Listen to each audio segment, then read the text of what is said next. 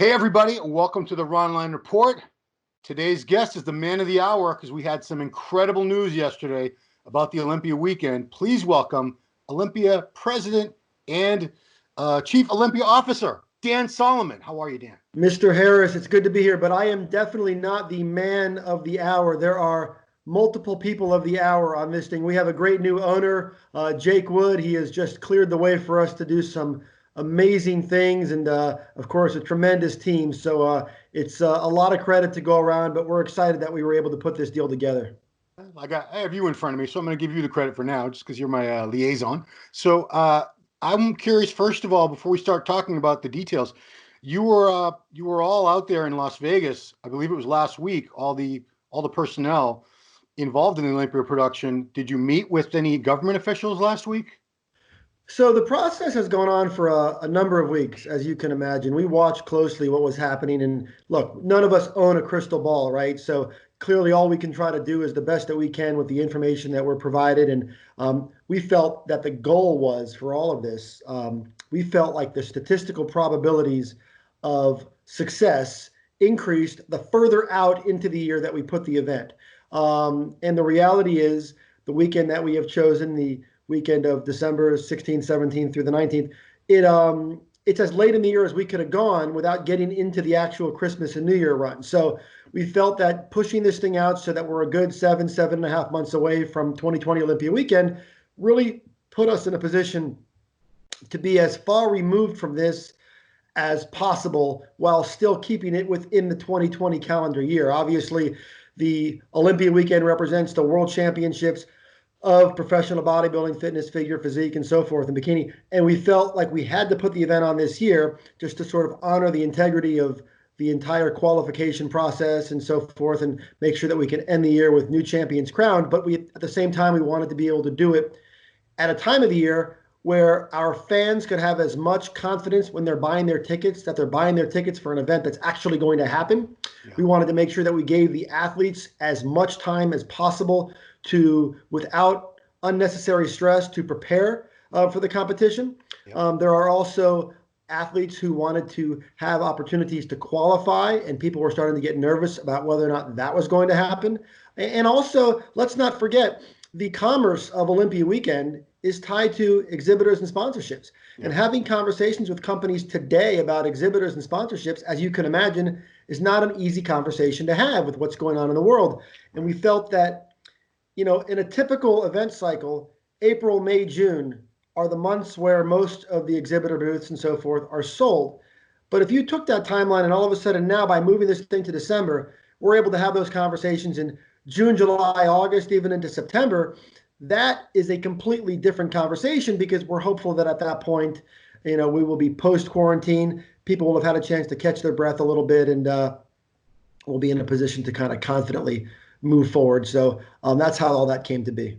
Okay, so we're going to talk about the great new changes. I'm very excited about. These are big improvements in my estimation. But I'm curious, do you have any word yet from the governor of Nevada as far as what's being moving forward this year? When are they going to allow public gatherings, sporting events?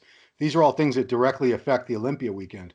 Yeah, it's interesting. Nevada and Las Vegas and the Strip in particular, they're very unique sort of leadership structures where the Las Vegas Strip is almost in some weird way, it's almost its own sovereign area. I mean, now it's not. Now it's obviously governed by the laws of Nevada and the city of Las Vegas, but they tend to kind of do things independent of what happens outside of their space. And what we're finding is most of our conversations we felt were more productive with the individual properties, with the heads of the individual hotels. When we went through this process, we spoke to many of the top hotels on the Strip because we really did our homework to try to find a good home for the Olympia experience. And it's not just, it was really challenging, Ron, because all the events that were canceled in April, March, May, June, everybody who had those events in all industries around the world, they were all rushing to get those fourth quarter event weekends. So all those cancellations in April, May, June were targeting, October, November, December. So finding available weekends was next to impossible to be able to do because everybody was lining up to get those weekends. And then, you have to find a place that can accommodate Olympia. It's a very unique dynamic. We have an expo, we have a main event production over the course of 2 nights. We have an amateur Olympia, which in and of itself is one of the largest amateur events in the world. Last year we had over 600 athletes. I think that puts it in the top 5 or 6 of the amateur events in the U.S. And so we're in a situation where we have to have a footprint for that. We have to have space for our Meet the Olympians, which is a massive footprint inside a hotel. And we had to find a lot of sort of very specific things and by the way, there's a reason. There's a reason why these events don't move very often. People talk about Columbus and the Arnold. Of course, they've been there forever. Why don't they move? Why was the Olympia at the Orleans for the last 15 years? Why didn't it move? Well, we learned over the last month as we were preparing for this transition why these events don't move. Because it is incredibly difficult to take a multi-venued production, a production that spans a convention center, previously an arena, a hotel, and all those things, and move it in a way that it can be accommodated and appealing to the athletes and the fans and everything. So the team really came together. I know you mentioned the trip to the venue. The team came together, and I actually did not make that trip. Getting on an airplane apparently at that time was not a advisable thing to do. So Jake and Tamer and Martine and Kaden and Alex and Alina, the whole crew, they went over there and they walked the property and they checked out the space. And the great find in all of this with regard to Planet Hollywood is inside the Planet Hollywood is the Zappos Theater. The Zappos Theater is incredible. It is an A-list entertainment venue that hosts big time, large scale productions. And it's a jaw dropping facility when you walk into it. The capacity to do things production wise, it's really next level. And, as much as we love that arena experience, and we primarily like the arena experience because of its scale, it's very large scale, the high ceilings, the whole bit. Yeah. But arenas, let's face it, they're not built to look at a stage. Arenas are built to look at the floor. That's the angles of the seats. Yeah. So when you go ahead and you build a stage at the top of an arena floor, it's that's those sections off to the side of the stage. You can't use them. There are some challenges in this theater. It is a large theater, and every seat is geared towards the stage. And just the technology, the capacity to do things audiovisually, it really is it's going to be a powerful sensory overload for the fans, and I think it's going to be really exciting. Yeah, once I heard Lady Gaga had played there, I was like, man, this place must be really cool. But, yeah, I think Gwen Stefani does her residence there. Okay. So it's great. And Planet Hollywood's in such a good location. You walk outside Planet Hollywood, you're right in the middle of the strip. And I know a lot of people miss that. Look at my terrible drawing. It shows Paris is right. If you walk out the door, Paris is to your right, MGM is to your left, Bellagio is across the street. Just a little past that is Caesars, Cosmopolitan is across the street. A little ways up is Excalibur, Luxor. I mean, we haven't been on the strip in 15 years. This is significant. It's funny because a lot of time, one of our biggest complaints over the years, and I felt this past year, is when you go to the Olympia and you walk up to 10 different folks and you say, hey, where are you staying? There's 10 different answers. Everybody's in some different place. And I really thought that the whole purpose of Olympia weekend is to bring the industry together, especially given what we're all going through now. The idea of bringing the industry together is probably more important now than it's ever been. And to be able to create an environment where everybody will feel excited to stay, in the Planet Hollywood or certainly next door at the Paris, or they want to stay across the street at the Bellagio, that's okay too. But we're really trying to bring everyone together and also create a situation so when Olympia fans walk outside the main lobby doors of the hotel, they're on the strip and they can go have a million choices of where they want to go have dinner, and they can just experience being in Vegas. When we're at the Orleans, and by the way, credit to the Orleans people, they worked real hard over the years to make us welcome, and they did a great job for us.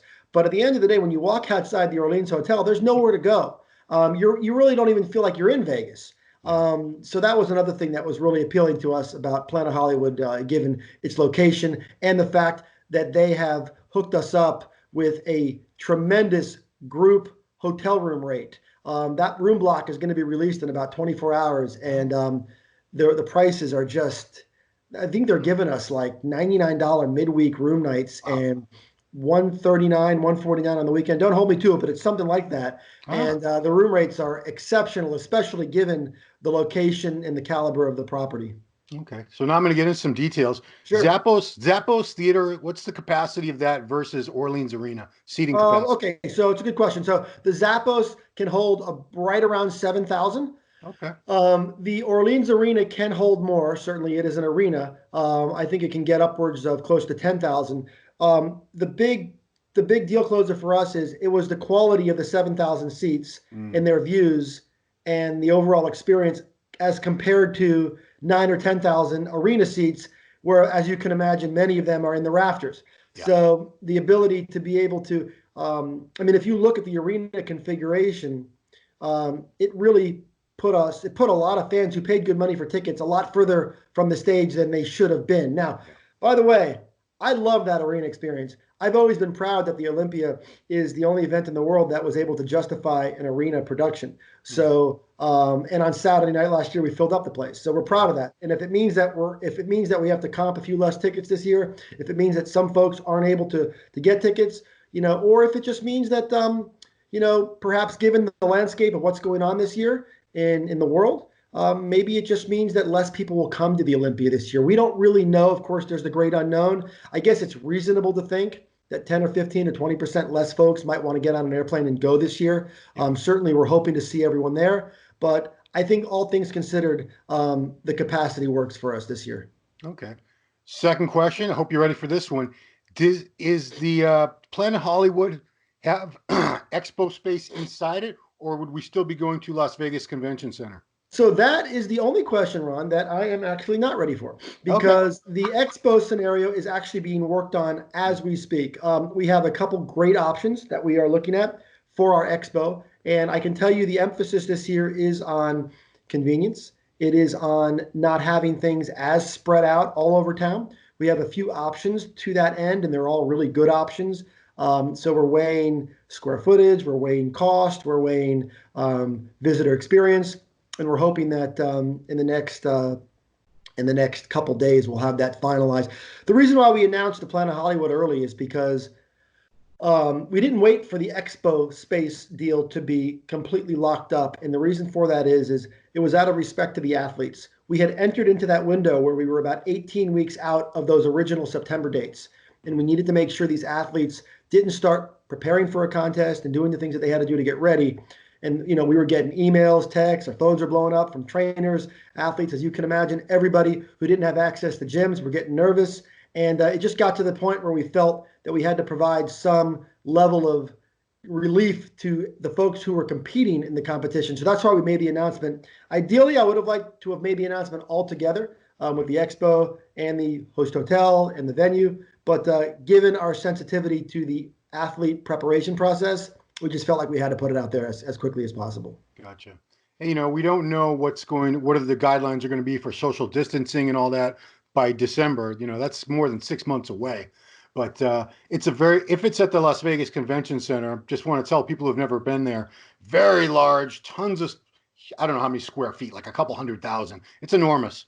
And you would be able to stay away from 6 feet away from people if you really had to in a Yeah, facility those that big. convention centers, I mean, they go upwards of almost 1 million square feet. I think we occupy about a little bit under 500,000 square feet at the LVCC. But yeah, it's funny because those social distancing things, they are probably in the next couple months, you're going to hear a lot more about them, even in terms of the way seats are sold. In terms of like from a regulatory standpoint, in terms of what they're allowed to do with these Yeah. seating maps, and when the seats go on sale right away, we're actually working through that now. When the seats first go on sale in those initial weeks, you might see a scattered floor plan map in terms Hmm. of the way we have to present it in those initial weeks or even months. Now, the good news for us is we're more than 7 months out from the event. So, of course, the hope is that as we move through this timeline, things normalize and all tickets are fair game. But that's something that we're working through now as well. So there's a lot of variables for sure. Yeah, because that's kind of frightening to think if you have 7,000 seats, but you're only allowed to sell a certain percentage of them so that people can be spaced apart. Maybe that Right. brings you down to now maybe only 2,000 or 3,000 people can attend, which, these tickets are going to be at a real premium. They're going to sell out like, boop, they're gone. Yeah. So, we're hoping everyone's hoping the world gets back to normal and we can stop being so paranoid about everything. The other question I guess I have is traveling, international travel, because right now we do have a lot of restrictions on countries that are not allowing people in and out. I'm sure you're watching that closely as well, because that obviously not only the competitors, many, I don't know, at least half the competitors in the Olympia divisions come from outside the USA. And I would say, I'm going to guess half the fans who come to the Olympia weekend every year are coming from out of the country too. Well, again, that just kind of underscores the reason why we delayed the event as far into the year as possible, because it's amazing when you think we're about roughly 2 months into this now, right? Yeah. And when you think back to the conversations we were having 6 weeks ago compared to the conversations we're having today, and the conversations we're going to have today compared to what we're going to be talking about 6 weeks from now, for the Olympia weekend, we're talking about 7+ months from now. Yeah. So I almost find myself not wanting to overly indulge all the hypotheticals this far out, because 7.5 months is a long time. Now, to go ahead and we can talk about all the possibilities right till we're blue in the face, but the reality is it's just who knows. And we, from every person that we spoke to, from every outlet, from every event manager, from every hotel vice president, everyone said across the board that the best thing that all of us can do is give ourselves as much time as possible. Now, if we waited for everything to normalize, Mm. um, then there would be no space available, Right. right? So if we waited till July when we had everything figured out, then I can assure you that the weekend that we have in December would be long gone, We and we might have wouldn't be able we to. might have two Olympias next year. Right, that's right. So it's something that we did, and our hope is that we just kind of sit back and everybody can feel good that we have locked in our date. We have begun planning for the weekend, and I'm sure that we will have a great deal more clarity, as the weeks pass. And I think the idea was to do this early enough so that we can all kind of watch the situation together. Because let's face it, we're all looking at it the same way. There's no special lens that I have or that you have that the rest of the world can't have by turning on Fox News or CNN or whatever you watch. It's all out there. So we're all just kind of monitoring the situation, but at least we can sleep easy knowing that we've secured our date, we have our venue, and we are moving forward, full speed ahead, and until somebody tells us otherwise. And not only all that good news, but in the midst of all this, when people are saying this, people were posting on Facebook, the Olympia's canceled, there's not going to be an Olympia, this and that. So not only that, but in the face of all this, where Jake Wood has to be facing tremendous challenges, as any large event promoter would be at this time, he was actually able to increase the prize money for the athletes, which I certainly, if he was going to do that, I certainly didn't think it was going to happen this year in light of the situation with the pandemic. But to his credit, he stepped up, and these athletes, these hardworking athletes, they're getting bigger prize payouts this year than ever before. Correct? Yeah, when Jake acquired the event back in February, everybody heard he said it over and over again. I'm buying this to give it back to the fans. That wasn't just a slogan or a moniker of some sort. That was real. Jake has been a fan for a long time. He's watched the sport. He's watched closely as the pro league has evolved, and he's attended multiple Olympia as just a ticket holder, and he's shown up and he's taken notes, and he really wants to leave a lasting impression that is felt for generations to come. And I can tell you what a pleasure it was for our team, myself, Tamer Elgindi, Angelica, Caden, Martine, our whole crew. It was a tremendous breath of fresh air to go through what would be when you think about it, a guy who just acquires the Olympia, pays a large sum of money for it, along with muscle and fitness and all that other stuff. Yeah. It would be reasonable for him to be losing his mind during this, right? I mean, you buy this whole global pandemic kicks in, the entire event industry gets turned upside down. If it were you or me or many others, we'd be, screaming from the rooftops. Yeah. But in Jake's case, he really kept cool. We spoke multiple times a day, every day for a while, working through all the scenarios, and every conversation was calm and unemotional and calculated, and we went through all the scenarios, and that's something that Jake really brings to this that has been so valuable for me and our entire team. Because let's face it, the pressure is enough on its own. We know how people care about the Olympia. We know how much the athletes and the fans and the sponsors and the exhibitors and the media, everybody cares deeply about the Olympia. It's a very polarizing topic. People love it. People love to criticize it. People love to praise it. People love to celebrate it. People love to talk about it. And it's one of those things where when you're in that place where you directly influence the execution of the production and the whole weekend experience, there's enough pressure in and of itself just with that. But to have an owner who is bringing a level of calm and just a very cerebral approach to the whole thing, and it was just an absolute pleasure to go through that with Jake. And I can see why Jake has been so successful in his life, because he was not rattled, and he just observed, and he made some very important evaluations, and we worked very closely together. And I was very proud of the announcement, because when we put out the announcement the other day, there was so much that went into that process, and Jake deserves a lot of credit for sort of providing the engine to make it all happen. Yeah. So let's run through the positives. The Olympia is on. It's at the very end of the year, but you still have time to go off and enjoy your Christmas, Hanukkah, New Year's, all the holiday stuff. And the Olympia's passed. You don't have to worry about dieting for those of you who diet for the show or to walk around the expo and look buff. Ms. Olympia is back. The show is back on the Strip after 15 years away. And not only the Strip, because Mandalay Bay, let's face it, that's kind of the far end of the Strip. This is directly in the middle. You look out your window if you have a strip side, and you could see everything all the way up and down. Great theater with theater style seating rather than arena style seating. Man, this is a great. And it's funny, Ron, you mentioned the fact that it's over the holidays. Look, when the idea of putting on the Olympia in December first kind of landed on my desk, I kind of scratched my head and I thought to myself, that's the craziest idea I've ever heard. Who wants to put on an Olympia, right? And it just seemed like a nutty idea. But I'll be honest with you, as I started to work through it and think about it and discuss it with certain people, and the idea of being in Vegas when the backdrop is the holidays and the holiday decorations, and let's face it, Vegas doesn't do anything halfway.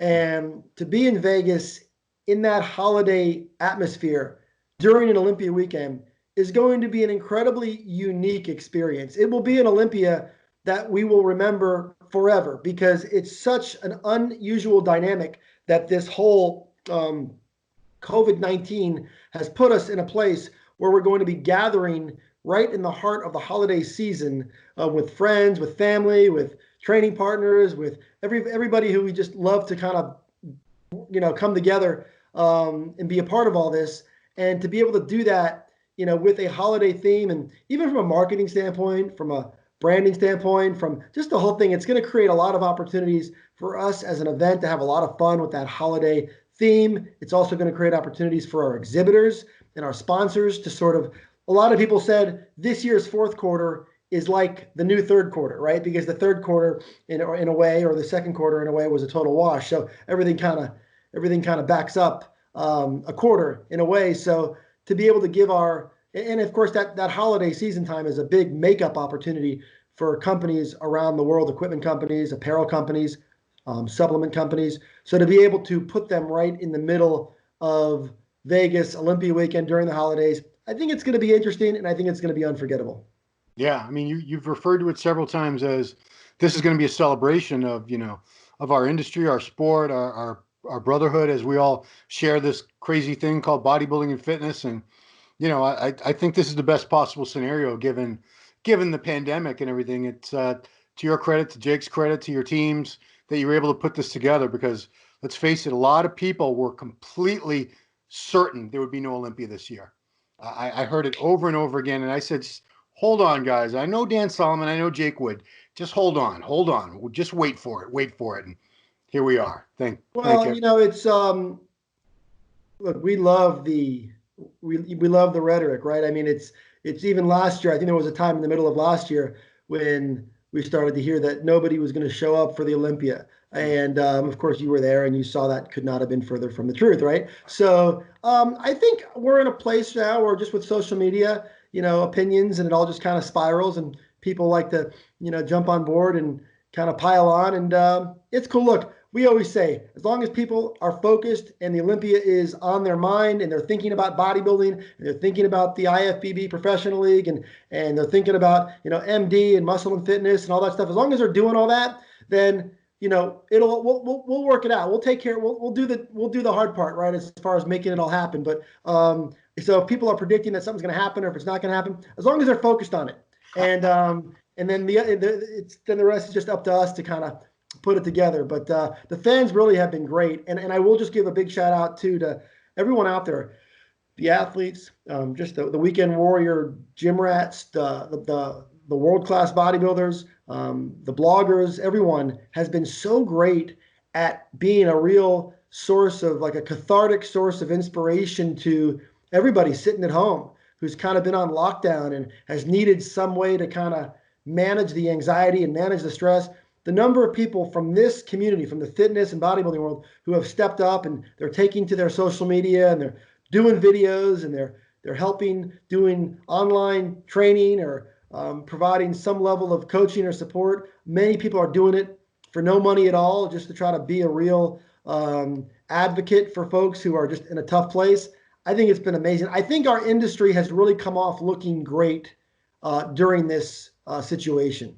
Yeah. Well, I just want to thank you and Jake and your teams for giving us some good news, something positive to look forward to, because this year has been crazy for everybody, the whole world, between COVID-19 and murder hornets and whatnot. There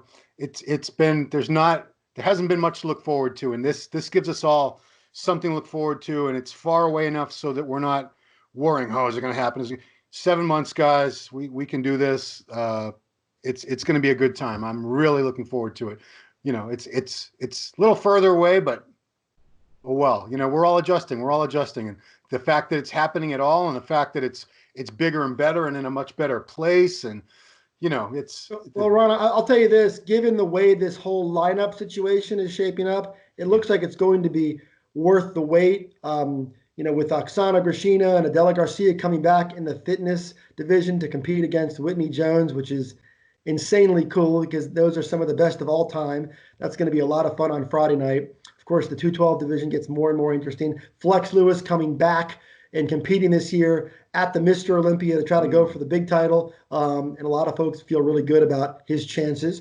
Brandon Curry trying to defend his title. Dexter Jackson's final ever contest, as he announced, to be on that stage. It's going to be emotional. And then, of course, there's a couple, then, of course, the reigning Arnold Classic champion, William Bonac, thinks he's got a shot at taking the title. Yes. And then, not to be lost in all of this, are a couple former Mr. Olympia champions who I know would love to make their way back, or at least it's in the cards that potentially could happen. So we'll have to see how that plays out. But there's just a lot to look forward to. And Ron, I applaud you for going this entire interview without asking me about Kai Green or Phil Heath. Well done, sir. Well done. Well, there's nothing for you to say right now. I know that. So Good. Thank you.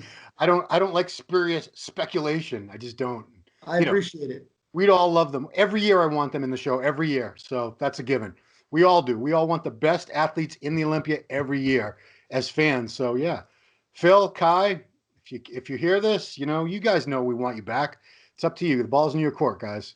Just stop teasing us, Kai. That's all I got to say. Well, Dan, thank you so much for taking the time. I know this has got to be a very busy few days for you. I'm sure your phone is probably melting from all the messages and emails and texts and everything. So thank you for taking the time to talk to us here.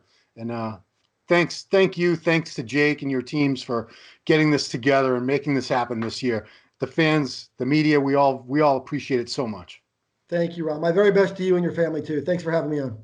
All right, everybody. Thanks for watching Ronline Report, and follow along on MrOlympia.com. And it's Mr. Olympia LLC is the Instagram. Yeah. Yep. So that's where you get the updates, guys. So if you're not already following Mr. Olympia LLC on Instagram, that's where every announcement is immediately made, and then you guys can all debate it and share it and do all that you want to do. So thanks for watching, guys, and we'll see you next time.